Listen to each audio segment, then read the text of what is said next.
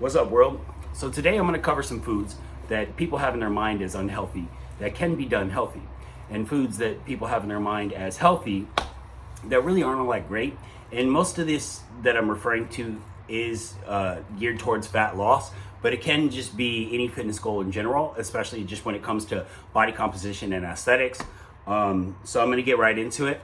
The first food that people misunderstand is hamburgers. So yeah, if you go to like McDonald's or you go to Red Robin, you're probably going to get something quite a bit heavier. The patty will be like a 65% lean, which isn't lean at all.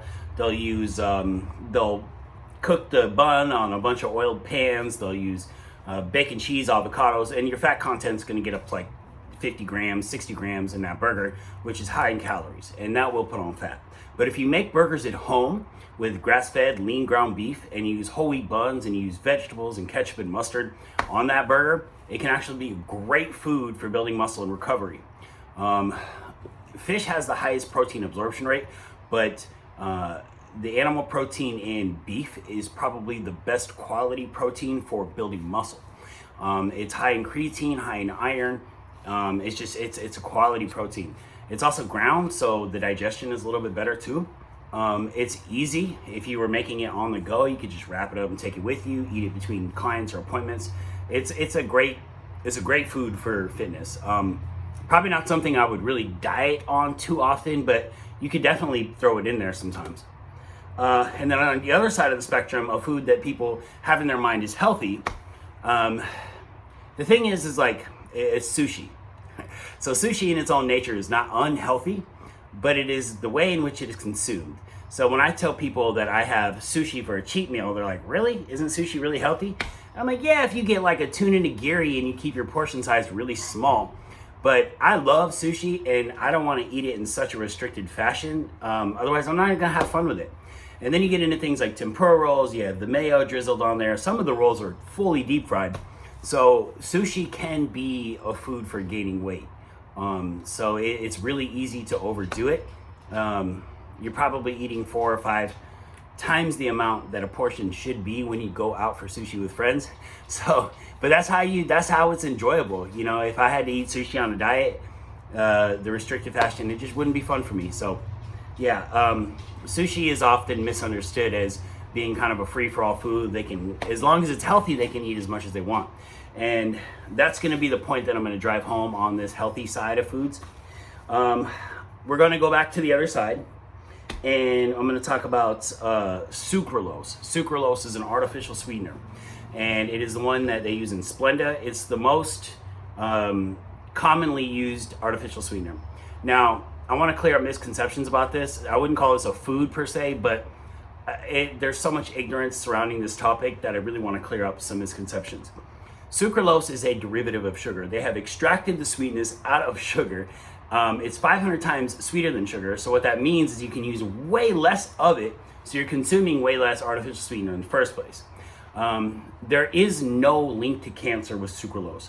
That was aspartame. That is, decades old. Nobody uses aspartame anymore.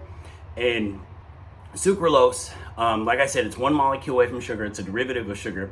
The only reason that you wouldn't want to consume a lot of artificial sweetener is it's really bad for your microbiome, your gut flora, which means it's bad for your digestive health. And remember, digestive health is metabolic health, so you really want to make sure you're digesting things well.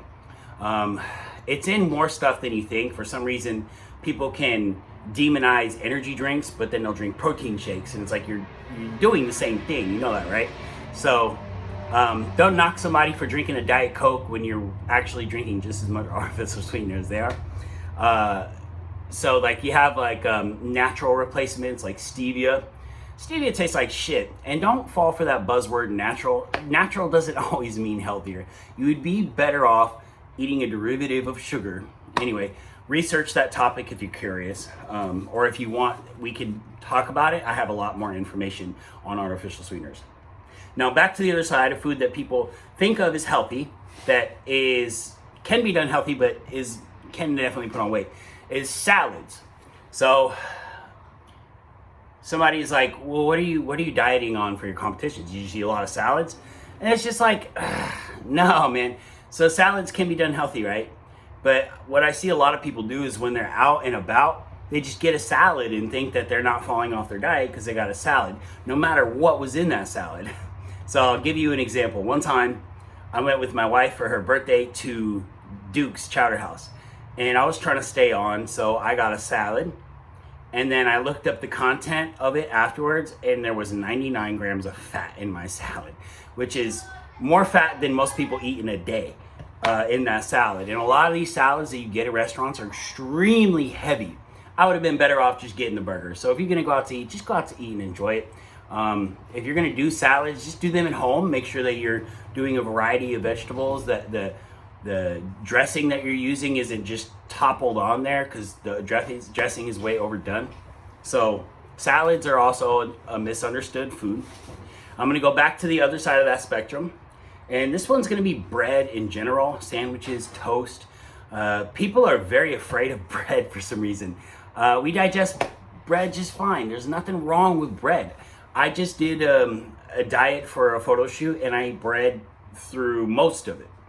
I did cut it out in the last 2 weeks just because I want my stomach to come down a little more, and I feel like just doing oatmeal will, I can eat a lot less of it for the amount of carbs I'm trying to take in. But bread is an excellent carbohydrate source. Yeah, don't be afraid of bread. But, you know, when people eat bread, they have the right mindset of tracking it and thinking, I am eating carbs, which I like, because sometimes people will eat certain foods that they think is a free-for-all, and that brings me to my next food, fruit. Fruit is very healthy, don't get me wrong, but again, it's the matter in which it's consumed. I'll give you another example. One time, I gave somebody a diet. For breakfast, it was eggs, egg whites, and some kiwis. Kiwis are one of the most nutritionally dense foods in the world, probably the most nutritionally dense fruit for sure. And she thought that kiwis were just so healthy, so she started snacking on kiwis all day long, thinking that it was like she was snacking on broccoli or something. I mean, no, you just took in so much sugar by eating 10 kiwis. Banana is probably the highest sugar content. For some reason, bananas have all the credit for having tons of potassium, and they don't have a lot of potassium at all. If you want a lot of potassium, go for coconut water. Kiwi still has more potassium than banana. Avocados have more potassium than banana. Bananas is 30 grams of sugar, and not that that's unhealthy, it's just bananas add up really quick, and it's easy to eat a lot of carbs and not track it and just get out of, you know, it gets away from you. So fruit is one thing that people need to control and monitor, just like any other food. But that's why people with their mindset, when they're eating a piece of bread, they know that they're eating carbs. But for some reason, when they're eating fruit, the mentality is this is kind of a free-for-all. And I have to break people away from that. So you have to limit your fruit intake if you're trying to lose fat. And then that's gonna bring me back to my last one that people are afraid of, is sodium. So if you have high blood pressure, watch your sodium. If you're extremely overweight, watch your sodium. If there's any reason that you shouldn't be eating sodium, then watch it. But for the most part, if you're working out on a regular basis, you need a lot of salt. You should be salting your food. Salt will help you get great workouts. Salt is what moves blood into the muscle. Potassium is what moves water into the muscle. And a combination of that will help you get a great workout, and that will help with nutrition delivery. So remember, we need oxygen and we need nutrients in the muscle to recover from our workouts. Those nutrients and oxygen are moved into the muscle through blood flow. So you're demanding oxygenated blood, right? So don't be afraid of sodium. I do recommend that that you watch it, like things like cup of noodles and things. It can get really out of hand really quick. Panda Express, it's just like the sodium's way too high. But don't be afraid of salting your eggs. Don't be afraid of salting your chicken. It's good for you when you're weight training. It does help you a lot. So that's 7 foods. If you have questions, I will answer it on Instagram. And I'm going to keep doing videos like this on nutrition. Yeah, thanks.